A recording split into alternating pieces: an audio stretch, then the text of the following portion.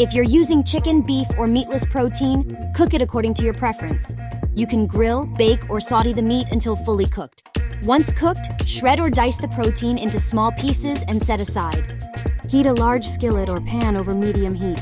Add a drizzle of oil and sauté the chopped onion, bell pepper, and garlic until they become translucent and fragrant.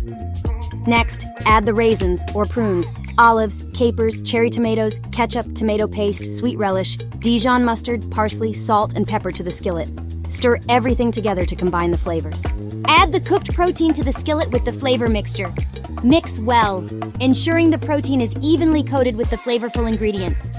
Cook for a few more minutes to allow the flavors to meld together. In a separate pot, cook the large pasta shells according to the package instructions until they are al dente. Once cooked, drain the pasta shells and set them aside. Preheat your oven to 350 degrees Fahrenheit. Take each cooked pasta shell and carefully spoon a generous amount of the protein mixture into the center of each shell. Continue until all the shells are filled and arranged in a baking dish. Sprinkle the shredded Edam cheese over the stuffed pasta shells, covering them evenly. Place the baking dish with the stuffed shells and cheese in the preheated oven.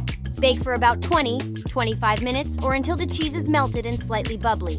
Once baked, remove the dish from the oven and allow it to cool for a few minutes.